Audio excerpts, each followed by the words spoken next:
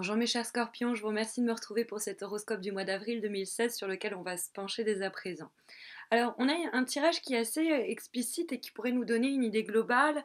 Euh, on pourrait décrire voilà, de façon la dynamique globale de ce tirage de la manière suivante. Euh, Bien que je ne pense pas que ça ressemble au scorpion en général, mais au cours du mois d'avril, vous pourriez être amené à faire le dos rond ou avoir l'opportunité de soit vous révéler, c'est-à-dire taper du poing sur la table et dire voilà ce que je veux, voilà ce que je vais faire, soit au contraire faire le dos rond et être un peu plus passif. Et si vous vous retrouvez dans une situation où vous hésitez entre être gentil, être passif, être dans le côté un peu docile, ou si vous avez à l'inverse la possibilité de faire résistance ou révolution, il semblerait que ce mois d'avril soit le mois pour prendre les armes, on va dire ça comme ça. Parce que il semblerait que vous allez comme avoir l'opportunité de vous révéler à vous-même. C'est le moment pour se montrer un peu égoïste, par exemple, ou en tout cas un petit peu rusé, être malin et savoir où sont ses intérêts et veiller à faire fructifier ses biens, ses idées, etc.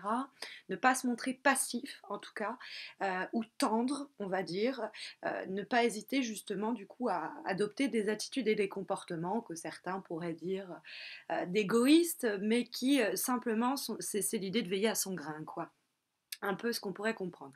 Mais là, c'est vraiment une idée générale, mais on va être soi-même à l'origine de nouvelles opportunités, etc., que l'on va se créer.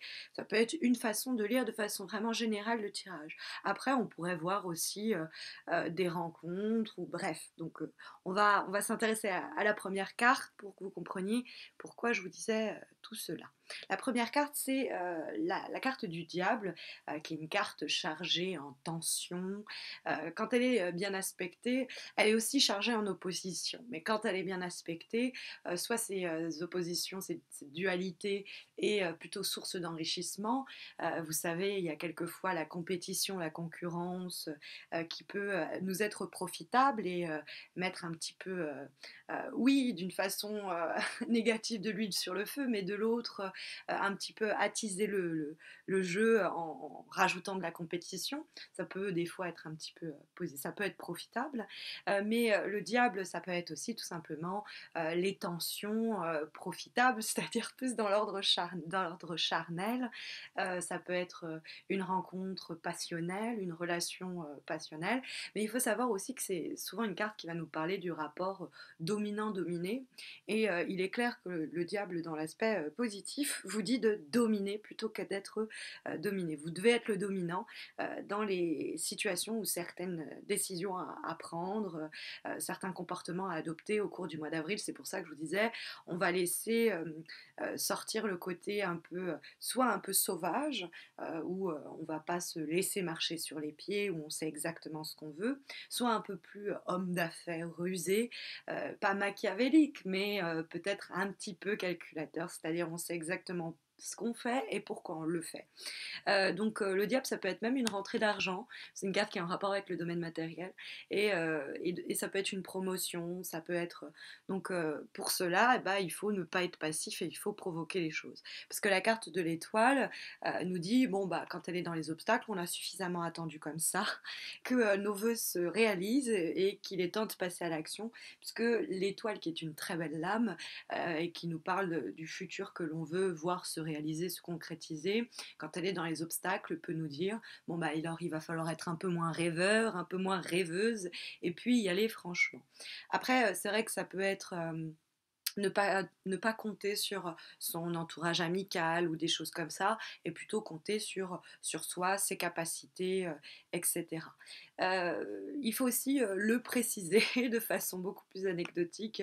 Ça peut nous parler, le diable qui fait face à l'étoile, d'une relation amicale qui pourrait prendre une nouvelle tournure un peu plus charnelle. Bon, En haut, on a la carte du jugement. La carte du jugement, c'est une carte de libération, j'aime bien parler de délivrance presque, mais c'est aussi l'idée de suivre ses convictions intérieures à un moment où on n'est peut-être pas sûr de ses convictions, où on ne sait pas pourquoi elles jouent un rôle important, où cette intuition vient nous dire prends ce chemin-là ou réponds ça, mais il faut l'écouter, hein. C'est normalement quelque chose qui est là plutôt pour nous guider. Donc écouter cette voix qui peut être une voix intérieure. Ça peut être aussi des nouvelles que l'on attend, un message que l'on attend, que l'on reçoit. Ça peut être aussi quelqu'un qui revient du passé.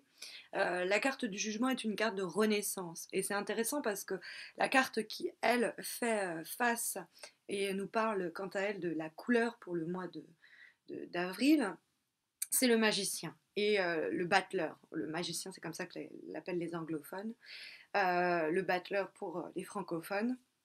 C'est la carte qui nous parle du nouveau-né. Donc on a la renaissance, la naissance qui s'emboîtent l'un et l'autre et qui nous parle de, oui, de démarrage peut-être de quelque chose ou d'une nouvelle étincelle qui jaillit. Ça peut être aussi bah, voilà, une promotion, donc une bonne nouvelle qui arrive. On espérait, ça faisait longtemps qu'on espérait. Et puis bah, on dit, bon, elle en est où? La nouvelle arrive, on est en train de l'attendre. Et puis on commence avec cette nouvelle responsabilité, cette nouvelle promotion. Bon, après, les cartes peuvent être, on peut avoir une source d'argent, on peut se montrer trop passif ou en avoir marre d'attendre, on peut être en train d'attendre une nouvelle dans un autre secteur et puis faire une rencontre ou démarrer quelque chose dans un autre secteur encore. Donc tout n'est pas forcément lié, mais on peut voir quand même une certaine continuité entre ces différentes cartes. Alors, si vous voulez, hop, désolé. Si vous voulez, pour compléter ce tirage, j'ai tiré une cinquième lame qui fait partie du tarot d'Oshozen. Je l'avais dit, hein, c'est la seconde année que je démarre sur YouTube avec mes horoscopes et donc j'installe une nouvelle tradition. Et donc le tarot d'Oshozen, c'est une relecture du tarot des lames majeures et mineures du tarot de Marseille et qui est une relecture philosophique, spirituelle et qui va nous permettre de réfléchir sur quelque chose, de méditer, un conseil sur lequel nous invite à réfléchir le tarot d'Oshozen pour ce mois d'avril. Et on a la carte de la floraison, de l'épanouissement, qui est une carte aussi assez chargée en sensualité, comme l'était la carte du diable, ce qui est guère étonnant quand on en vient au signe du scorpion. Mais c'est une carte justement qui a tout à l'envers de cette idée judéo-chrétien, voire le rameau abrahamique en général, vous savez, de la restriction, c'est-à-dire on peut être heureux mais pas trop, on peut profiter mais pas trop. La carte la floraison, de l'épanouissement, c'est cette idée au contraire, d'être épanoui par la complète et la totale abondance.